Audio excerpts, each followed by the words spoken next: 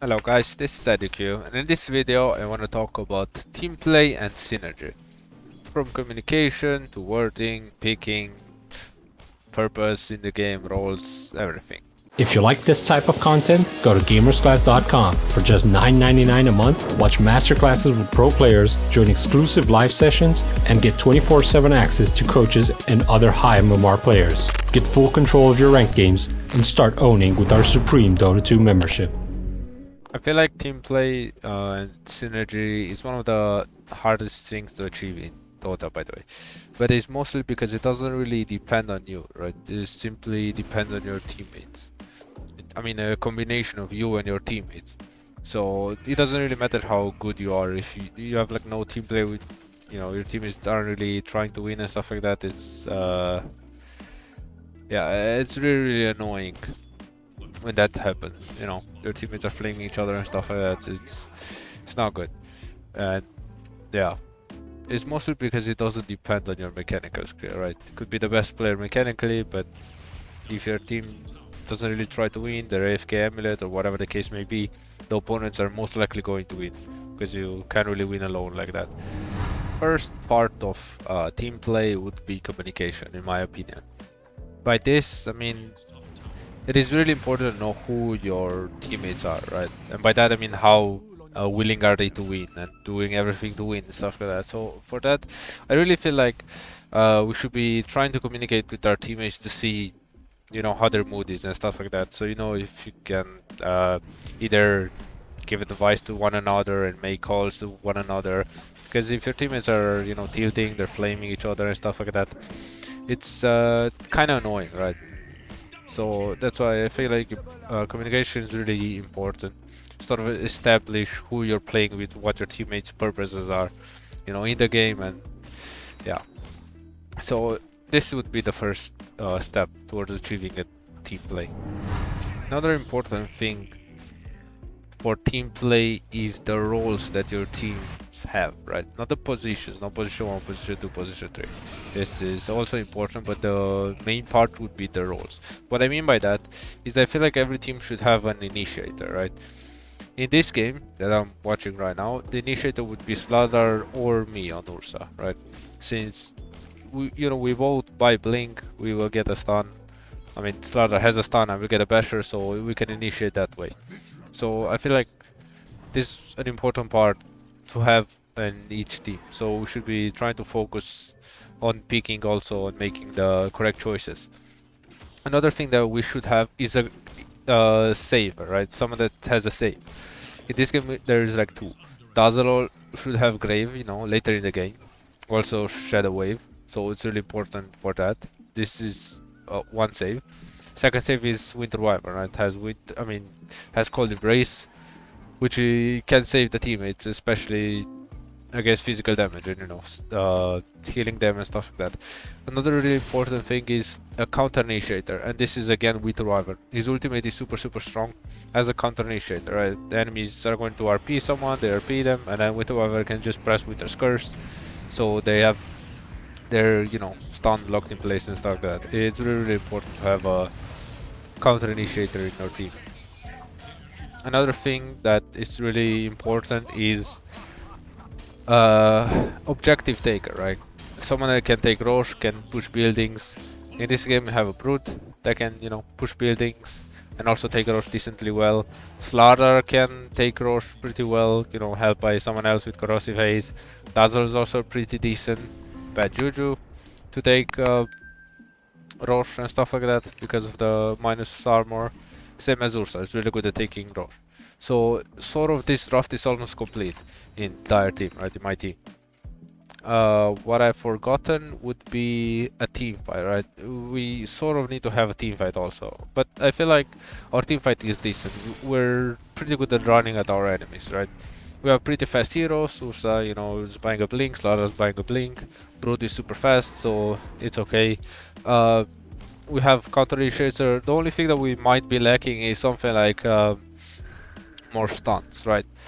But I feel like that's okay. That's manageable, We have bashes. We're getting bashers, If someone gets like a hex or kit, something like that, every single problem that we could be facing is going to be solved. So this is what I mean by roles. It's super important to have a team composition that can do a lot of stuff instead of, you know, just farmers or just team fighters or something like that, since those drafts can get countered quite easily by the same type of gameplay. For example, if one team only has like split pushers, Nature's Prophet, anti-mage, whatever, you can just pick something that can catch them very easily. And since their heroes are not really good at team fighting, you can just carry them over and over again, and later in the game you're going to increase your advantage in gold and stuff like that, so you're just going to win because of that. One thing that I forgot to mention is wave pusher. I feel like every team should have a wave pusher, right? Because if there are no heroes that can kill creeps fast, it's really hard to deal with split push, and you know the opponent is just pushing waves in you, so you lose the map control just because your towers, you know, are getting pushed into always. So you don't really have any space in the map, or you know, can't really make any plays. So in this game, with Ursa, you can easily clear waves. With Battle Fury, Winter Wyvern has Splinter Bash, so you can just get creeps killed super easily, same as does Lee, right? Shallow Grave. So because of that, I feel like our draft is complete. As I said before, we're just lacking a bit of disables, but because of that, items are also really important. So you can just itemize, so you eliminate that deficit in your draft. Another way to achieve team play is by playing around vision, right? So technically warding and dewarding and stuff like that. It's really important to have the vision advantage, or you know, try to shut down the opponent's vision, because you can just gain a lot of map control and stuff like that. So it's really important to play around the wards, right, with your team. It's one of the most important aspect of the game's vision, obviously. More information, that means that you're simply going to win, usually.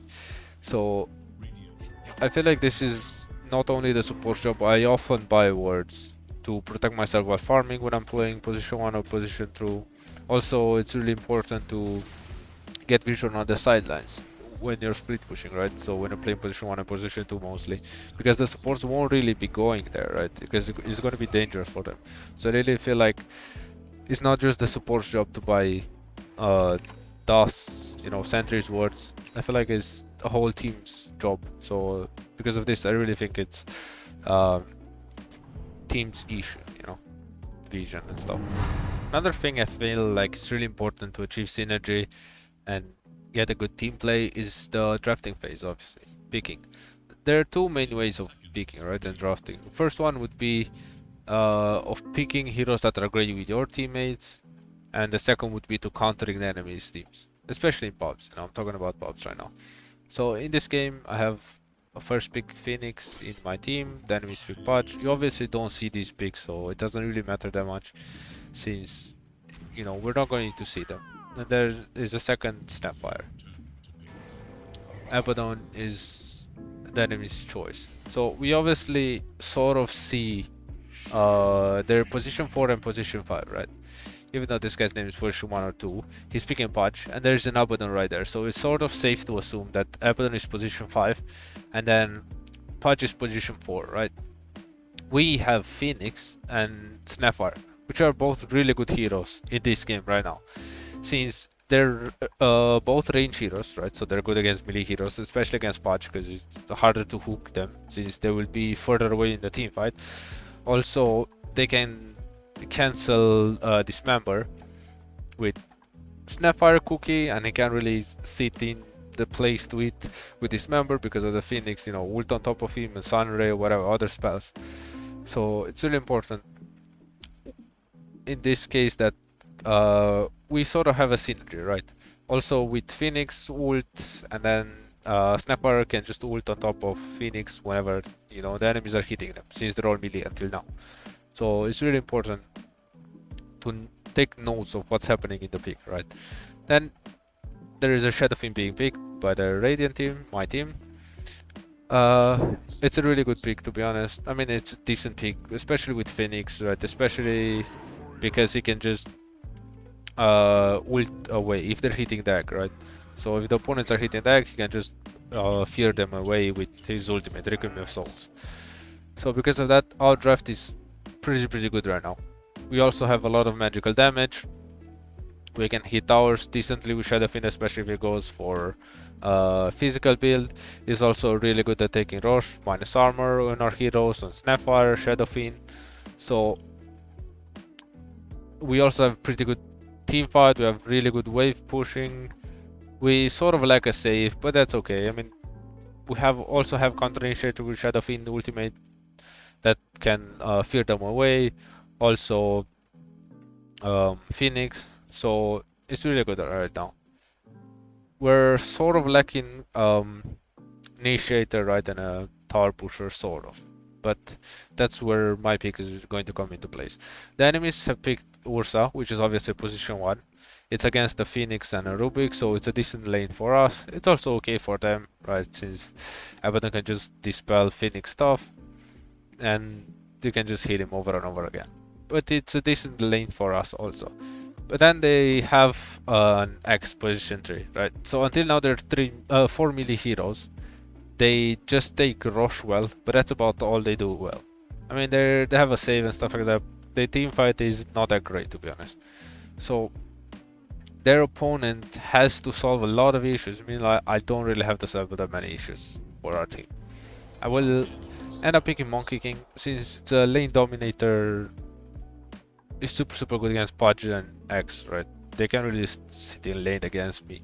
So that means that my position 5 can pressure and somewhere else. So it's really good because of that. Also, Monkey King can hit towers.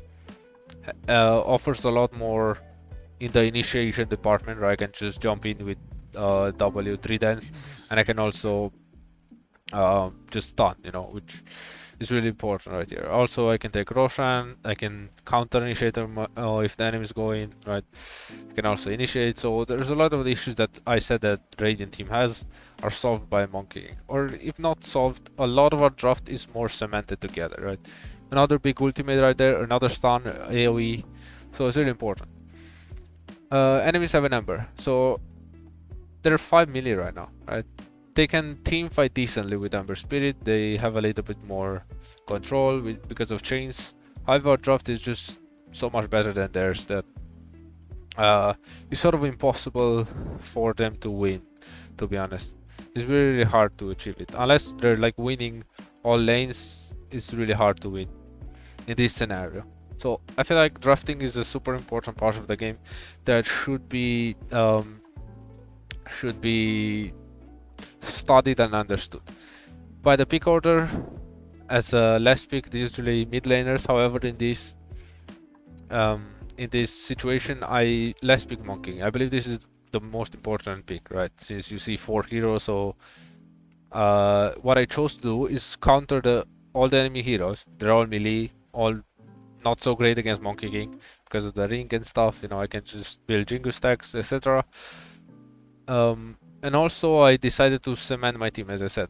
Ultimate is super good with my teammates, so in this case it's really good because of that. Ember Spirit on the other side, the enemy's mid laner, decided to just empower his team a bit, right? He didn't choose to counter my teammates in any way, shape or form. Ember doesn't particularly counter any hero, right? Besides like PL or Naga, something like that. So he just decided to sort of make his team's draft better.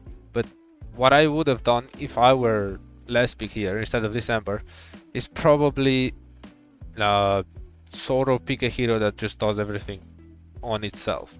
Try to win alone, to be honest, if I were in this Ember Spirit position, because there's no save in this draft, right? There's no hero that can possibly team fight against our heroes on the Radiant team. So instead of picking an Ember here, I might have picked something like a TA or something greedy like that, right? That does well against Shadow Fiend, does pretty well at snowballing with Ursa. So sort of just try to counter the enemy team instead of trying to synergize with the team. I think it's really important to counter your team, counter your opponents in pubs instead of just getting a synergy with your team, unless it's a super simple one, right? I would obviously just pick Invoker if I have a Faceless Void in my team or something like that. That's really, really easy to execute. Just Chronosphere into Cataclysm.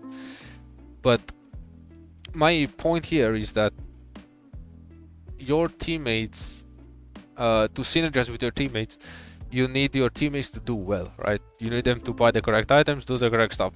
But if you counter the enemy heroes, you always counter them, right? There is no point in the game sort of when Tekis is going to be good against Anti-Mage, which is one example, right? Anti-Mage counters Tekis. So I would much rather counter the enemy heroes than pick something that's good with my teammates. It's sort of a pattern that I studied, let's say. It's exactly as I said before, right? Your teammates can ruin the game, your teammates can fail, but opponents, you can always counter them. So it doesn't really depend on your teammates, right? It doesn't really depend on something happening good in your team before you become useful, right? For example, if you make a combo, let's say Enigma with Invoker, again, Cataclysm, you sort of need Enigma to buy a Blink, right? So and then Black like 4 people or something like that to be efficient as a combo.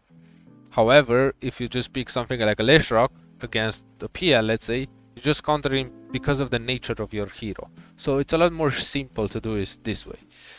But I still think it's super important to sort of synergize with the team, right? As I did here with Monkey King. It's a really good addition to our picks, I mean. But I will always just prefer to counter the enemy team. But also in the secondary stage would be to be good with my heroes. But mostly countering the enemy team. Timings are also really, really important to understand if you want to have a good team play, right? Team synergy, stuff like that. It's simply because when you're strong, you have a timing, right? That's what it said. And because of that, you need teammates to do something, right? You need to, you know, either push a tower, take Roche, something like that, do something with the timing.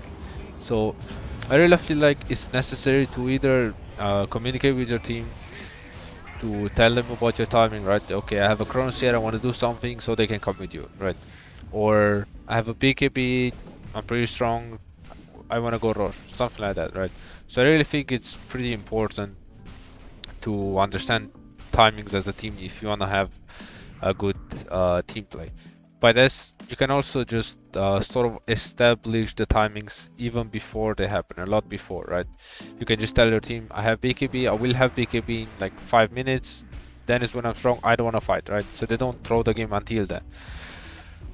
Because of this, it's really important that everyone understands their roles, right? Their purposes. For example, if you're position 1 carry, usually you just want to hit creeps, which is what you will be spending most of your time doing, right? If you're a mid laner, you sort of just want to try and gank people, make them not have a great game because you're just annoying them or killing them, you know, stuff like that. If you're an offlane, you just want to bully the enemy carry first minutes of the game, right? It's obvious because you were most of the time stronger than him, but then he gets stronger with farming. If you're, you know, a Saver, an Io, for example, Abaddon, Oracle, you simply want to sit behind the core, right? So you can save them, obviously. If you're a counter initiator, like a Warlock, you just want to sit behind and drop an ultimate on them. So each person sort of has to understand their roles and just do what they're supposed to do. So it's really, really important. It's really important for everyone to recognize what they're supposed to do, right? To know when they're strong, when they're weak, and what they're supposed to do, what their purpose in the game is. For example, as a Juggernaut, you know you just have to press your spells and most of the time the opponents just die. You also know that you're strong at taking Roche and at pushing towers with speed because you're magic immune. You also know that you can tank a lot for your team, you can heal your team. So you just sort of have to do what you're good at and hope that your teammates come with you. This is where communication comes into play, you know, game knowledge comes into play. So that's why I think it's really, really important for everyone to just like sort of understand their roles. Thank you for watching the video, guys. I have been IDQ. Have a nice day.